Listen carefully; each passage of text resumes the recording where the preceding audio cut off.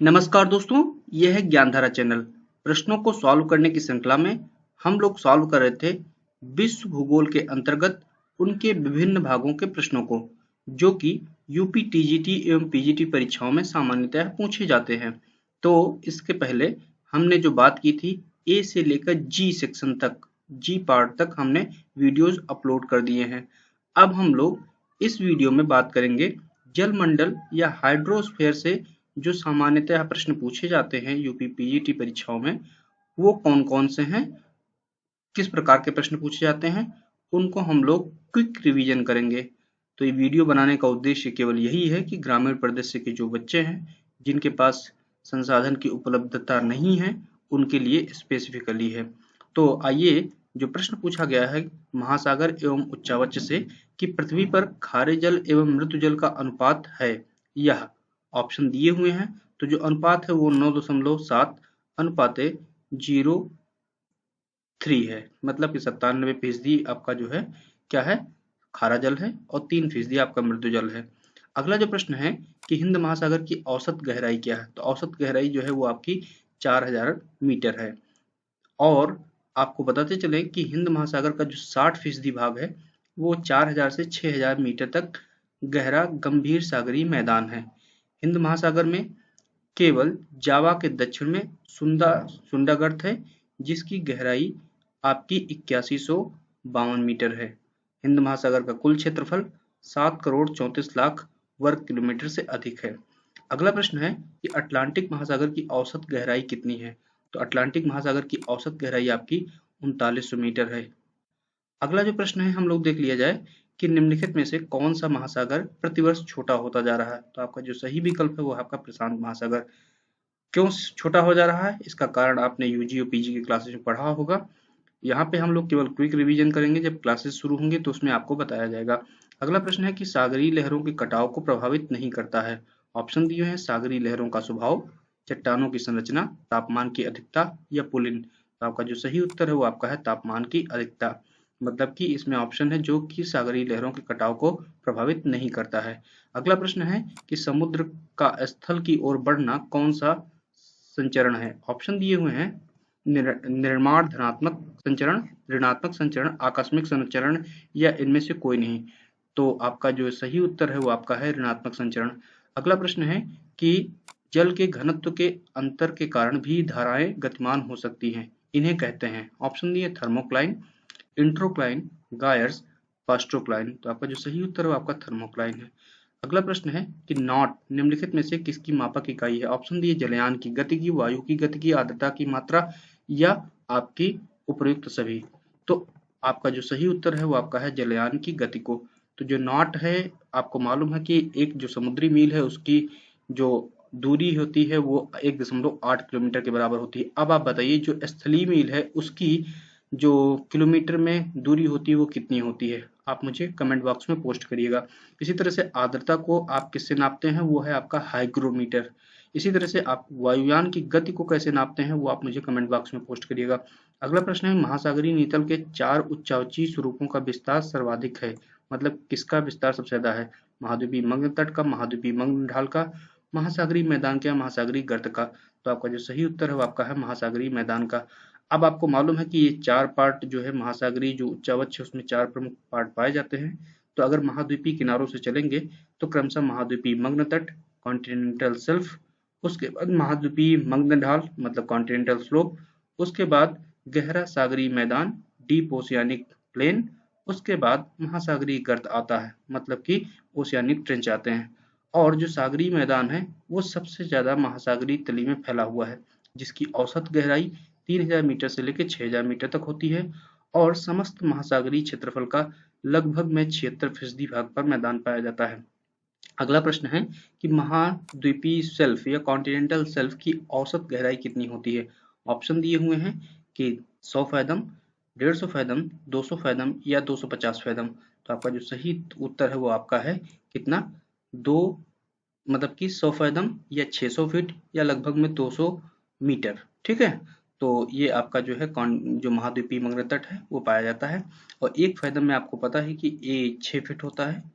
अगला जो प्रश्न है पूछा गया है कि निम्नांकित में से कौन सा कारक सागरीय तल को प्रभावित करता है? ऑप्शन डी अक्षांश, जल एवं स्थल के वितरण की असमानता, प्रचलित पवन एवं सागरीय धाराएं या उपरोक्त सभी। तो आपका जो उत्तर सही है वो आपका सभी है।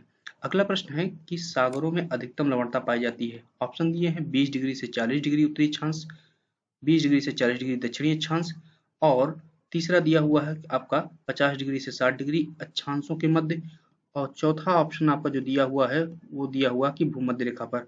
तो जो सबसे ज्यादा पाया जाता है आपका वो 20 डिग्री से 40 डिग्री उत्तरी अक्षांशों के मध्य में जो है सागरीय लवणता अधिकतम पाई जाती है, और जहां पर जो औसत लवणता है वो 36 प्रति हजार रहती है, क्योंकि इन भागों में उच्च तापमान व उच्च वाष्पीकरण होता है, जिसके कारण आर्द्रता कम हो जाती है और लवणता अत्यधिक हो जाती है। और आपको बताते चले कि जो दक्षिणी गोलार्ध है उसमें 10 डिग्री से 30 डिग्री के मध्य में जो औसत लवणता है वो 35% है, और दोनों गोलार्धों में 40 से 60 डिग्री के बीच में मध्य लवणता पाई जाती है, और भूमध्य रेखा पर अगर देखा जाए तो लवणता केवल 34 प्रति हजार रहती है। अब हमने प्रश्न देख लिया पहले पार्ट से, अब दूसरे पार्ट है लवणता और तापमान, उससे जो प्रश्न पूछे जाते हैं उनको देख लेते हैं। आपका प्रश्न पूछा है कि समुद्री जल में सोडियम क्लोराइड का प्रतिशत होता है, तो आपका जो सही उत्तर हो आपका है कौन सा? 77.8% है। ठीक है। अब आपको बताते चले कि जो चैलेंजर अभियान हुआ उसमें डिटमार महोदय ने 27 प्रकार के लवणों की बात की थी। अगला प्रश्न है आपका कि भूमंडल के समस्त महासागरों का औसत तापमान कितना है? तो आपका जो सही औसत तापमान है वो आपका है 17 डिग्री सेंटीग्रेड, जो दिए गए विकल्प हैं उनके अनुसार। और आपको बताते चले एक्चुअल में जो उत्तरी गोलार्ध है उसमें महासागरों का जो औसत तापमान है वो 20 डिग्री सेंटीग्रेड, तथा दक्षिणी गोलार्ध के महासागरों का औसत तापमान 15.5 डिग्री सेंटीग्रेड है। दोनों को मिला के जो औसत तापमान पूरे महासागरों का है वो आपका कितना है? 17 डिग्री सेंटीग्रेड है। अगला प्रश्न हम लोग देख लेते हैं, क्या पूछा गया है कि निम्नलिखित में से सबसे गर्म सागर कौन सा है? ऑप्शन दिए हैं बाल्टिक सागर, अरब सागर, लाल सागर और जापान सागर। तो आपका जो सही उत्तर है वो आपका है लाल सागर। अगला प्रश्न है महासागरों में सबसे सर्वाधिक ऊंचे तापमान किस में रहते हैं? ऑप्शन दिया अटलांटिक, प्रशांत महासागर, आर्कटिक और हिंद महासागर। तो आपका सही उत्तर है हिंद महासागर। अगला प्रश्न है कि जलमंडल में समताप मंडल का प्रारंभ सामान्यतः कितनी गहराई के बाद माना जाता है? तो जलमंडल में जो सामान्यतः गहराई जो माना जाता है वो लगभग में 1000 मीटर माना जाता है। ठीक है, तो यहाँ पे कोई अपना आपका विकल्प दिया नहीं है, इसलिए इसको आपको डिलीट किया गया था। तो अगर ध्यान से देखा जाए तो यहाँ पे फीट में कोई ऐसा विकल्प नहीं है जो आपको मिले। लगभग 1000 तो मतलब कि 3280 फीट है, तो इसको आपको डिलीट किया गया। अगला प्रश्न है कि महासागरीय जल का द्वितीय स्तर कहलाता है थर्मोक्लाइन, हाइलोक्लाइन, ग्लोक्लाइन या थेस्टोक्लाइन। तो आपका जो सही उत्तर हो आपका है थर्मोक्लाइन। थर्मोक्लाइन जो है समुद्री सतह में 200 मीटर से 1000 मीटर के मध्य में होता है। इस स्तर में तापमान ऊपर या नीचे की परतों में तेजी से परिवर्तन होता है। अगला प्रश्न है कि सामान्य रूप से महासागरीय सतह से जल का उच्चतम तापक्रम अंकित किया जाता है 12 बजे मध्याह्न में, 1 बजे अपराह्न में, 1 बजे 2 बजे अपराह्न में या 3 बजे अपराह्न में। तो आपका जो सही उत्तर है वो आपका है 2 बजे अपराह्न में, तब 2 PM पे। अगला जो प्रश्न आपका पूछा गया है वो हम लोग देख लेते हैं कि उसको जानने से पहले आपको बताते चले कि सागरीय जल में जो उच्चतम वार्षिक तापमान है वो अगस्त में होता है, और न्यूनतम वार्षिक जो तापमान है वो फरवरी के महीने में अंकित किया जाता है, और सामान्य रूप से औसत वार्षिक तापांतर 10 डिग्री फ़ारेनहाइट तक रहता है, किंतु प्रादेशिक स्तर पर इसमें भिन्नता पाई जाती है। तो ये आप इसको ध्यान रखिएगा। तो जो अधिकतम तापमान है सागरों में वो आपको बता दिया 2 बजे अपराह्न में, और जो न्यूनतम है वो 5 बजे आपका सुबह अपराह्न किया जाता है, अंकित किया जाता है। अगला प्रश्न है कि निम्नलिखित में से किस सागर में गहराई से अधिक तापमान पाया जाता है? तो ऑप्शन दिए हैं नॉर्वेजियन सागर, अरब सागर, जापान सागर, लाल सागर। तो लाल सागर में जो है गहराई से अधिक तापमान पाया जाता है। अगला प्रश्न है कि निम्न में से किसका सामुद्रिक जल में लवणता की मात्रा पर कोई प्रभाव नहीं पड़ता है? ऑप्शन दिए हैं वृष्टि जल, समुद्री जलधाराएं, बड़ी नदियों के मुहाने या समुद्र तलीय वनस्पति। तो आपका समुद्र तलीय वनस्पति का जो है कोई खास इम्पैक्ट नहीं पड़ता है। अगला प्रश्न है समुद्री जल में पाए जाने वाले लवणों की सर्वाधिक मात्रा कौन सी है? तो आपका सोडियम क्लोराइड है। तो अगला, हाँ, जो आपको बता रहे थे कि डिटमार ने 27, आप गलती से बोल रहे थे, तो उन्होंने 47 प्रकार के लवणों की बात की थी। उसमें जो सबसे ज्यादा बताया था वो आपका सोडियम क्लोराइड 77.8% बताया था, और दूसरे नंबर पर मैग्नीशियम क्लोराइड था। समझ रहे हैं? और जो पाए जाते हैं उसके बाद magnesium sulphate, calcium sulphate, potassium sulphate और कैल्शियम कार्बोनेट है। औसत जो समुद्री लवणता है वो आपकी 35/1000 है, तो ये आपसे कई बार परीक्षाओं में पूछा जाता है। इसी तरह से औसत एल्बिडो पूछा जाता है पृथ्वी का, वो भी आपको मालूम है, लगभग में सेम है। अगला प्रश्न है कि निम्नलिखित में से कौन सा कथन सही है। ऑप्शन दिए हैं, सागरों में लवण की कुल मात्रा में अंतर होता है। दूसरा है आपका कि सागरों में लवणों की संरचना के में अनुपात होता है। तीसरा है आपका सागरीय लवणता अधिक है तो वाष्पीकरण न्यून होता है। अगला है उपरोक्त कथन सभी सही हैं। तो आप बताइए कि इसका कौन सा उत्तर सही होगा। तो आपको बताते चले कि इस प्रश्न को भी डिलीट किया गया था, और जो भी इसमें क्या है कि दो आपके सही हैं लेकिन एक आपका जो है सही नहीं है। तो अगर इसका एक्सप्लेनेशन देखेंगे तो विभिन्न सागरों में लवण की कुल मात्रा में अंतर होता है, तो आपका पहला स्टेटमेंट तो बिल्कुल सही ही है। दूसरा जो है आपका कि जो है संरचना में सर्वत्र समानता होती है, वो भी आपका सही है। वाष्पीकरण और लवणता के बीच सीधा संबंध होता है, तो सागरीय लवणता अगर अधिक है तो वाष्पीकरण न्यून होगा, ऐसा जो है ये भी आपका सही है। तो लगभग में आपके चारों कथन जो है आपके सही हैं। ठीक है।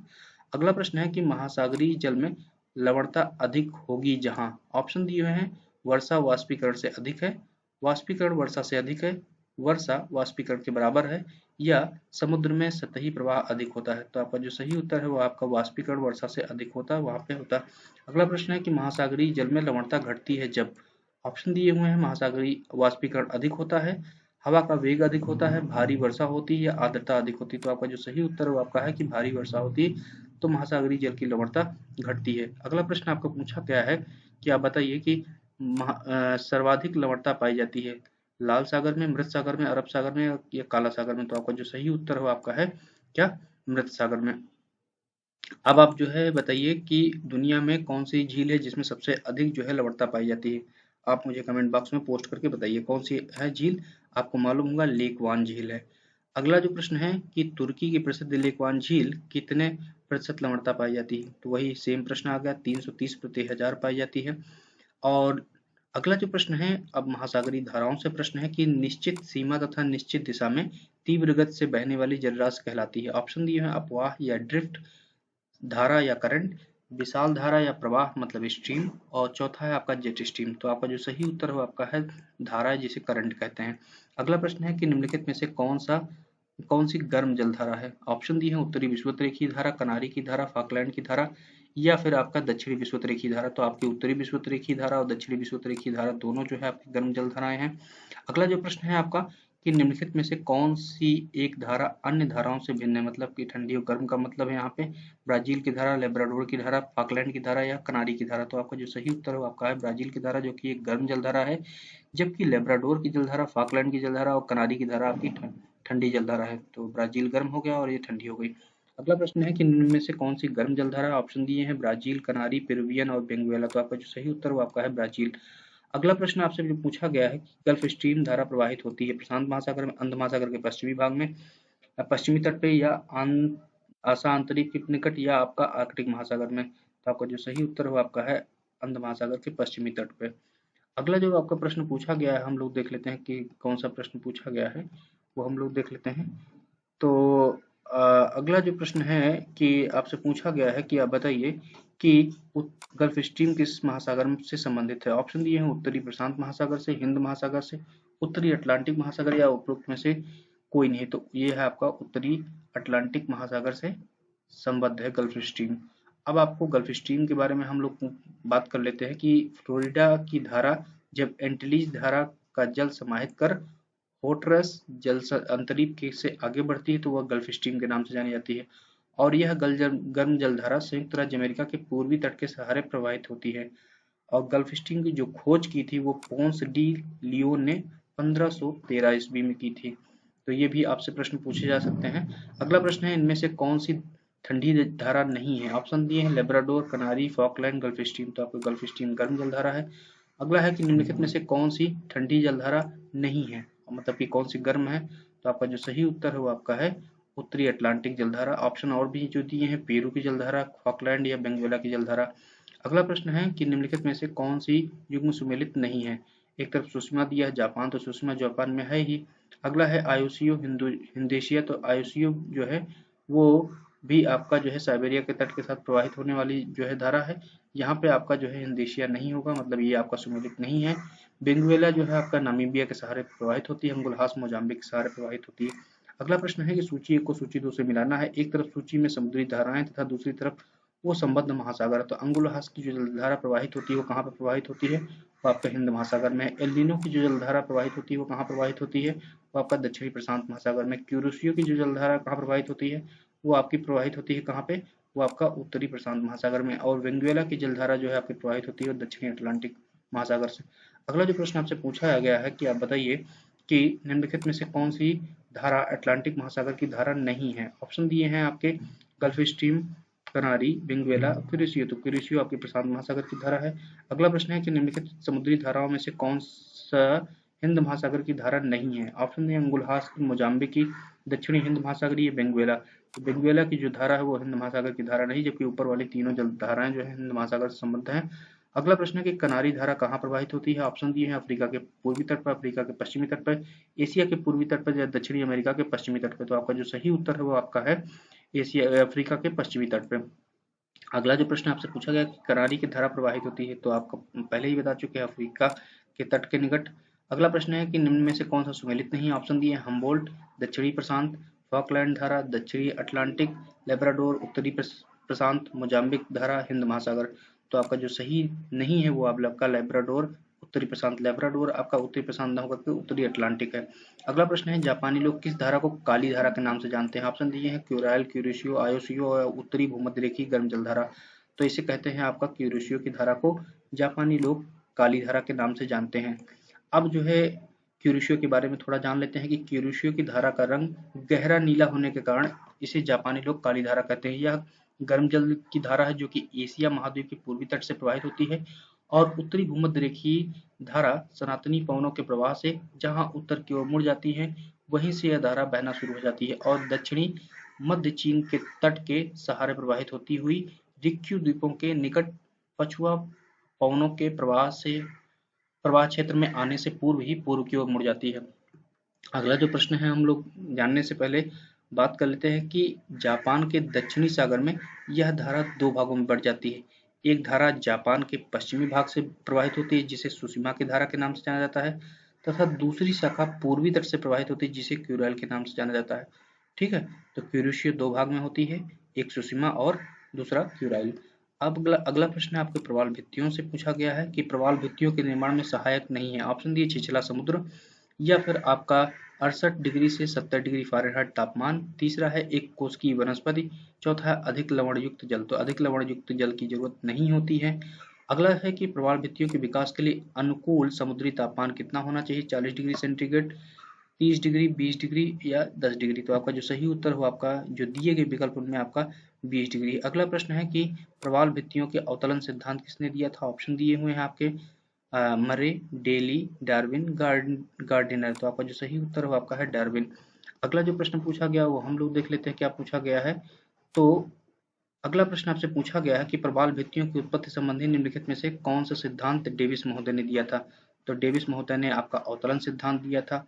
ठीक है, स्थिर स्थल सिद्धांत किसने दिया था। तो आपका यही आपका सही है। ठीक है, और आपको बताते चले कि जो स्थिर स्थल सिद्धांत वो आपका दिया था मरे महोदय ने। ठीक है, और डेली महोदय ने जो है क्या दिया था आपका हिमनद हिमानी नियंत्रण सिद्धांत दिया था। अब आप जो है संशोधित जो अवतलन सिद्धांत है वो किसने दिया था वो आपको बताना है, कमेंट बॉक्स में पोस्ट करना है। अगला प्रश्न है कि निम्नलिखित में से कौन सा सिद्धांत प्रवाल भित्तियों की उत्पत्ति से संबंधित नहीं है। ऑप्शन दिए डार्विन का अवतरण सिद्धांत, हिमानी नियंत्रण सिद्धांत, प्रगामी तरंग सिद्धांत, मरे का स्थिर स्थल सिद्धांत। तो आपका जो प्रगामी तरंग सिद्धांत जो कि विवेल महोदय ने दिया था, विलियम विवेल महोदय ने दिया था, ये आपके ज्वार भाटाओं की उत्पत्ति से संबंधित है, ना कि प्रवाल भित्तियों की उत्पत्ति से। अगला प्रश्न है कि निम्नलिखित में से कौन प्रवाल भित्तियों का एक वर्ग नहीं है। ऑप्शन दिए तटीय, एटाल, महासागरीय, द्रोणी या अवरोधी प्रवाल। तो आपका जो सही उत्तर आपका है महासागरीय द्रोणी। अगला प्रश्न है एटाल है, ऑप्शन दिए समुद्री धारा है या पर्वत शिखर है या आपका द्वीप है या एक प्रकार की प्रवाल भित्ति। तो ये आपकी जो है एक प्रकार की प्रवाल भित्ति है। अगला जो प्रश्न है हम लोग देख लेते हैं कि ग्रेट बैरियर रीफ स्थित है। ऑप्शन दिए हैं जापान के निकट, ऑस्ट्रेलिया के पूर्वी तट पे। तो यही है आपका सही, ऑस्ट्रेलिया के पूर्वी तट पे जो है पाई जाती है, जो कि लगभग 1900 किलोमीटर लंबाई में 9 डिग्री से 22 डिग्री दक्षिणी अक्षांशों के मध्य में पाई जाती है। अगला प्रश्न है कि प्रवाल विरंजन परिणाम है। ऑप्शन दिए हुए हैं गर्म समुद्री धाराओं का, विश्व के बढ़ते तापमान का, सामुद्रिक जल प्रदूषण का, या सामुद्रिक जल की लवणता वृद्धि से। तो आपका जो सही उत्तर वो आपका है विश्व के बढ़ते तापमान का। अगला जो प्रश्न है कि सार्गेसो सागर है। ऑप्शन दिए हैं शांत सागर है, उष्णकटिबंधीय या खारा सागर है, तीसरा है सागरीय वनस्पति का क्षेत्र है, या ठंडा सागर है। तो आपका जो सही उत्तर वो आपका सागरीय वनस्पति है। अगला जो प्रश्न है वो हम लोग देख लेते हैं कि कौन सा प्रश्न है। अगला प्रश्न है सार्गेसो सागर स्थित है, तो ऑप्शन दिए हुए हैं, आप बताइए किसमें है। तो आपका जो सही उत्तर वो आपका है अटलांटिक महासागर में स्थित है। अगला प्रश्न जो है गर्त, खाड़ी और द्वीप से है। आपका प्रश्न है कि चैलेंजर अभियान के दौरान महासागरों में 50 डिग्री से 60 डिग्री अक्षांशों के मध्य ऑप्शन दिए हुए हैं कि जल की सतह का तापमान 12.94 डिग्री सेंटीग्रेड था। दूसरा आपका दिया हुआ है कि 1000 मीटर की गहराई पर जल का तापमान 10.81 डिग्री सेल्सियस पाया गया। ऑप्शन दिए हैं कि निम्नलिखित में से कौन सा विकल्प सही है। ऑप्शन दिए हुए हैं तो आपका जो दोनों कथन है वो आपके दोनों के दोनों कथन सही हैं। अगला प्रश्न है विश्व का सबसे गहरा गर्त कौन सा है। तो आपका जो सबसे गहरा गर्त है वो आपका मेरियाना गर्त है। ठीक है। अगला जो प्रश्न है आपका जो पूछा गया है कि चैलेंजर गर्त कहाँ पे स्थित है, वो आपका प्रशांत महासागर में है। अगला प्रश्न एक तरफ जो है आपका गर्तों के नाम दिए हुए ट्रेंचेस के, और दूसरी तरफ कहाँ पे स्थित वो दिया हुआ। तो चैलेंजर गर्त आपका कहाँ पे स्थित है आप बताइए। वो आपका है कहाँ पे, उत्तरी प्रशांत महासागर में। इसी तरह से प्यूर्टोरिको जो गर्त है वो कहाँ पे स्थित है, वो पश्चिमी द्वीप समूह के पास स्थित है। और रोमांसे जो आपका है वो आपका जो है दक्षिणी आंध्र महासागर अटलांटिक महासागर में, और सुंडा जो है वो आपका पूर्वी हिंद महासागर में स्थित है। अगला जो प्रश्न पूछा गया कि सुंडा खाई कहाँ पे स्थित, तो आपका हिंद महासागर में है। एक तरफ फिर दिया हुआ प्रश्न पूछा गया कि निम्नलिखित में से कौन सा युग्म सुमेलित नहीं। एक तरफ गर्त दिए हुए तथा दूसरी तरफ महासागर दिए हुए हैं। तो जो गर्त दिए हुए उसमें आपका मेरियाना आपका प्रशांत महासागर संबंध है, ये आपका सही है। रोमांस आपका जो है अंध महासागर, ये भी सही है। सुंडा आपका हिंद महासागर से, ये भी आपका सही है। लेकिन जो एल्यूशियन आपका जो हिंद महासागर है वो आपका हिंद महासागर से संबंधित नहीं है। तो एल्यूशियन जो आपका है वो आपका उत्तरी प्रशांत महासागर से स्थित है, जो कि अलास्का के पास स्थित है, और इसकी जो गहराई है वो 7822 मीटर है। अगला जो प्रश्न हम लोग है वो उसको देख लेते हैं कि निम्नलिखित में से कौन सा युग्म सुमेलित नहीं है। फिर उसमें एक तरफ जो है आपके गर्त दिए हुए तथा कहाँ पे पाए जाते हैं गर्त वो आपका दिया हुआ। आपका एल्यूशियन दिया हुआ है, तो एल्यूशियन उत्तरी प्रशांत महासागर आपका सही है। टोंगा गर्त आपका जो है वो आपका दक्षिणी प्रशांत महासागर में स्थित है, ये भी सही है। प्यूर्टोरिको आपका जो है कहाँ पे है, वो दक्षिणी अटलांटिक में नहीं है बल्कि ये उत्तरी अटलांटिक में है, तो यही आपका सही सुमेलित नहीं है। और सुंडा आपका हिंद महासागर में है। अगला प्रश्न है कि निम्नलिखित में से कौन सा युग्म सुमेलित नहीं है। तो वही सेम प्रश्न आपसे पूछा गया है कि चैलेंजर आपका उत्तरी प्रशांत महासागर में है, तो आपका सही है। टुंडा उत्तरी हिंद महासागर, ये भी सही है। वाल्डिविया आपका दक्षिणी प्रशांत महासागर में, ये भी सही है। टोंगा आपका जो है दक्षिणी अटलांटिक महासागर में नहीं होकर के कहाँ पे स्थित है, अभी आपने देखा था वो दक्षिणी प्रशांत महासागर में। अगला प्रश्न है कि विश्व में सबसे बड़ी खाड़ी कौन सी है। ऑप्शन दिए मैक्सिको की खाड़ी, कैम्बे की खाड़ी, पार्सियन की खाड़ी, हार्मुज की जलडमरू बंद है। तो जो दिए गए विकल्प है उनमें सबसे बड़ी खाड़ी आपकी मैक्सिको की खाड़ी है। अगला जो प्रश्न है आपका कि सूची 1 को सूची 2 से सम्मिलित करना है। एक तरफ द्वीप दिए हुए तथा वो द्वीप किस देश के अंतर्गत आते हैं वो दिया हुआ। तो मैनहट्टन जो द्वीप है वो आपका किसके अंतर्गत आता है, वो संयुक्त राज्य अमेरिका के अंतर्गत आता है। उसके बाद क्वीटो जो है आपका इक्वेटर के अंतर्गत आता है, इक्वेडोर के अंतर्गत आता है। क्योटो आपका जापान हो गया, और हांगकांग जो द्वीप है वो आपका चीन के अंतर्गत आता है। तो आप आसानी से लगा दीजिएगा। अगला प्रश्न है कि निम्न में से कौन सा जलडमरू काला सागर और मरमरा सागर को जोड़ता है। ऑप्शन दिए हैं बेरिंग जलडमरू मध्य, बास्पोरस जलडमरू मध्य, मलक्का जलडमरू मध्य, या पाक जलडमरू मध्य। तो जो काला सागर और मरमरा सागर को जोड़ता है वो आपका है बास्पोरस जलडमरू मध्य। अब जो जलडमरू मध्य हैं उनको हम लोग देख लेते हैं। जो बेरिंग जलडमरू मध्य है ये आपका जो जोड़ता है वो आपका चुटकी सागर से जो है आपको बेरिंग सागर से जोड़ता है। इसी तरह से जो मलक्का है वो आपका हिंद महासागर को प्रशांत महासागर से जोड़ता है, और पाक जलडमरू मध्य जो है वो बंगाल की खाड़ी को मन्नार की खाड़ी से जोड़ता है। अगला प्रश्न है कि निम्न में से कौन सा युग्म सुमेलित नहीं है। एक तरफ जलडमरू मध्य दिए है तथा दूसरी तरफ वो जलडमरू मध्य किस देश में स्थित है वो दिया हुआ। तो बेरिंग जलडमरू मध्य आपका संयुक्त राज्य अमेरिका, तो वो आपका है सही कि नहीं सही है, तो आपका सही है। अगला है कि लुजान जो है आपका फिलीपींस, ये भी सही है। पाक जो है आपका ये आपका भारत में सही है। मलक्का जो है आपका थाईलैंड, तो मलक्का थाईलैंड में ना होकर के क्या है, मलाया प्रायद्वीप को जो है इंडोनेशिया के सुमात्रा द्वीप से अलग करती है, जो कि हिंद महासागर को प्रशांत महासागर से जोड़ती भी है। ठीक है। तो ये मलक्का का 2 है, कौन सा? एक तो इंडोनेशिया के सुमात्रा द्वीप से जो मलेशिया का जो मलय द्वीप है उससे अलग करता है, और हिंद महासागर को प्रशांत महासागर से जोड़ता है। और जो बेरिंग जलमंडल है वो रूस और संयुक्त राज्य अमेरिका को अलग करता है, और जो लुजान है वो ताइवान को फिलीपींस से लुजान द्वीप से अलग करता है। तो ये आपके जो है हो गया, ठीक है। अगला जो आपका प्रश्न है वो पूछा गया कि हिंद महासागर में सबसे बड़ा द्वीप कौन सा है, तो आपका जो सही उत्तर वो आपका है मेडागास्कर। अगला जो प्रश्न है हम लोग देख लेते हैं क्या पूछा गया है कि बासी जल संधि या बासी चैनल किसको जोड़ती है।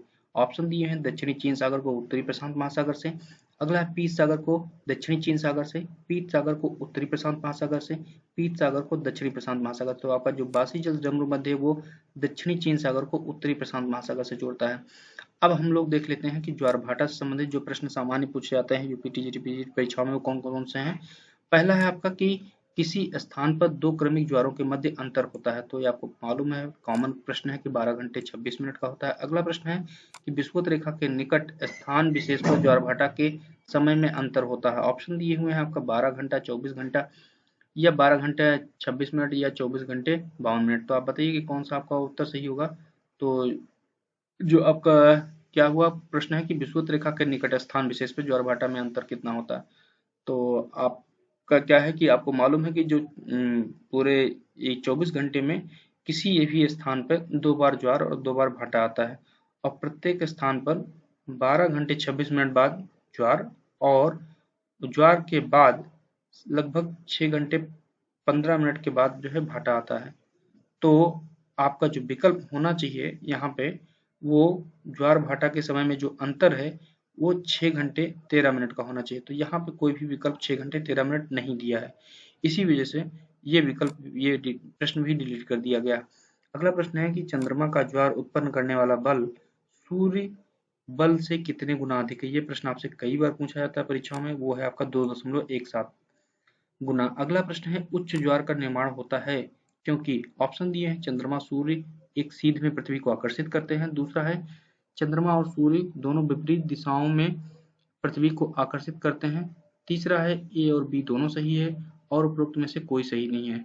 तो आपका जो है सही उच्च ज्वार जो होता है वो आपका जो है हमेशा होता है चंद्रमा और सूर्य एक सीध में जो आकर्षित करते हैं तभी होता है।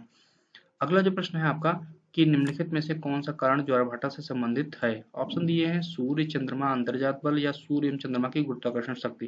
तो आपका जो सही उत्तर है आपका चंद्रमा और सूर्य की गुरुत्वाकर्षण। अगला है लघु ज्वार उत्पन्न होते हैं। ऑप्शन दिए हैं अर्धचंद्र के समय, दिन के समय, एक महीने में एक बार या एक सप्ताह में एक दो बार। तो आपका जो सही उत्तर है वो आपका है अर्धचंद्र के समय। अगला प्रश्न जो है आपका कि ज्वार के प्रगतिशील तरंग सिद्धांत का प्रतिपादक किसने किया था। तो आपका जो है विलियम वेवेल ने। अब आप बिल्कुल याद कर लीजिए कि ज्वारभाटा की उत्पत्ति संबंधी जो 4 प्रमुख सिद्धांत है वो कौन कौन से हैं। संतुलन सिद्धांत आइजैक न्यूटन ने दिया था 1687 में, स्थिर तरंग सिद्धांत आर ए हैरिस ने दिया था, प्रगतिशील तरंग सिद्धांत विलियम वेवेल ने 1833 में दिया था, नहर सिद्धांत जेबी एरी ने 1842 में दिया था। इसके अलावा लाप्लास ने 1775 में ज्वार का डायनेमिक्स मॉडल दिया था। अगला जो आपका प्रश्न है कि ज्वारभाटा की उत्पत्ति से संबंधित निम्नलिखित में से किस सिद्धांत को दोलन सिद्धांत भी कहा जाता है। ऑप्शन दिए हैं विलियम वेवेल का प्रगामी तरंग सिद्धांत, न्यूटन का संतुलन सिद्धांत, हैरिस का स्थिर तरंग सिद्धांत, लाप्लास का गतिक सिद्धांत। तो हैरिस का जो स्थिर तरंग सिद्धांत है उसे दोलन सिद्धांत भी कहा जाता है। अगला प्रश्न है कि आर ए हैरिस ने ज्वारभाटा की उत्पत्ति से संबंधित निम्नलिखित में से किस सिद्धांत का प्रतिपादन किया। ऑप्शन दिए हुए हैं स्थैतिक तरंग सिद्धांत मतलब स्टेशनरी वेव थ्योरी, दूसरा है संतुलन सिद्धांत इक्विलिब्रियम थ्योरी, तीसरा है गतिक सिद्धांत डायनेमिक्स थ्योरी, और चौथा है प्रगामी तरंग सिद्धांत। तो आर ए हैरिस का जो आपका जो सिद्धांत वो है स्थैतिक तरंग सिद्धांत। अगला जो प्रश्न आपसे पूछा गया है कि ज्वारभाटा की उत्पत्ति संबंधी स्थिर तरंग सिद्धांत किसने दिया। तो हैरिस ने दिया। तो इस हैरिस से प्रश्न काफी ज्यादा पूछे जाते हैं। अगला प्रश्न है कि आपका सागरीय निक्षेपों से ओशियानिक डिपोजिट से। अगला प्रश्न है कि सागरीय निक्षेपों का सर्वप्रथम विस्तृत अध्ययन किसने किया था। तो वो किया था मरे महोदय ने। अब आपको बताते चलें कि जो सागरीय निक्षेप हैं उनको विस्तृत अध्ययन मरे ने किया, और मरे ने सागरीय विधियों को 2 प्रकारों में विभक्त किया। एक तो आपका जो है स्थलीय या भूमिज निक्षेप जिन्हें कहते हैं, और दूसरा है अगाध सागरस्थ या पैलेजिक निक्षेप। इनमें से जो भूमिज निक्षेप हैं वो महाद्वीपीय जलमग्न तट तथा महाद्वीपीय ढालों पर पाए जाते हैं, जबकि जो पैलेजिक निक्षेप हैं वो महासागरीय तली में अधिक गहराई पर पाए जाते हैं। और जो पैलेजिक निक्षेप है उसमें बारीक पदार्थों से निर्मित होते हैं, उनका रंग ज्यादातर लाल या भूरा होता है। और जो भूमिज निक्षेप होते हैं मोटे कण से बने होते हैं और उनका रंग नीला, पीला या लाल होता है। अगला जो प्रश्न है कि ग्लोबिजिरेना पंख की अधिकता किस महासागर में मिलती है? ऑप्शन दिए हैं अटलांटिक महासागर, आर्कटिक महासागर, प्रशांत महासागर और आपका जो है चौथा है हिंद महासागर। तो आपका जो सबसे ज्यादा ग्लोबिजिरेना पाया जाता है वो आपका प्रशांत महासागर में पाया जाता है। अगला जो प्रश्न आपसे पूछा गया है कि आप बताइए कि समुद्र तल पर पौधों एवं जंतुओं के अवशेष के निक्षेप को क्या कहते हैं? तो समुद्र तल पर इनको क्या कहते हैं आप बताइए? वो कहते हैं नैरेटिक निक्षेप। अगला जो प्रश्न है कि प्रायः सागरों में ऑप्शन दिए हैं तटवर्ती भागों में लाल मृत्तिका पाई जाती है, गहन भागों में लाल मृत्तिका पाई जाती है, उथले भागों में लाल मृत्तिका पाई जाती है, उपरोक्त में से कोई नहीं। तो ज्यादातर सागरीय भागों में, गहन भागों में लाल मृत्तिका पाई जाती है। अगला जो प्रश्न है वो हम लोग देख लेते हैं कि निम्नलिखित में से कौन सागर नितल पर शांत जल में जमा किए गए पंख का प्रकार नहीं है? ऑप्शन दिए हैं लाल, पीला, नीला, हरा। तो पीला पंख नहीं पाया जाता है। अगला जो प्रश्न है हम लोग देख लेते हैं क्या पूछा गया है कि क्लोरोपाड पंख होता है। ऑप्शन दिए हैं सिलिका प्रधान, चूना प्रधान, कार्बनिक, अकार्बनिक या उपरोक्त में से कोई नहीं। तो आपका जो सही उत्तर हो आपका है चूना प्रधान। अगला जो प्रश्न है वो हम लोग देखेंगे बाद में। तो आपने देख लीजिए कि जो हाइड्रोस्फीयर है उससे जो सामान्यतः प्रश्न पूछे जाते हैं वो हमने इस वीडियो में डिस्कस किया। अब हम लोग अगले वीडियो में बात करेंगे जो जैव मंडल है बायोस्फीयर, उससे किस प्रकार के प्रश्न सामान्यतः यूपी पीजीटी परीक्षाओं में पूछे जाते हैं उनको देखेंगे। तो उम्मीद है जो ये आपको प्रश्न बताए गए ये आपके लिए बहुमूल्य होंगे आगामी परीक्षाओं के लिए। अगर आप चैनल पर नए हैं तो आप चैनल को शेयर कीजिए, अपने दोस्तों तक वीडियोस को पहुंचाइए जिससे कि उनको भी इन वीडियोस को का फायदा मिल सके और वीडियोस बनाने का मकसद पूरा हो सके। मकसद यही है कि ग्रामीण प्रदेश के लोगों को भी वीडियोस का लाभ मिल सके और वो पीजीटी परीक्षाओं या टीजीटी परीक्षाओं में सफल हो सके। धन्यवाद।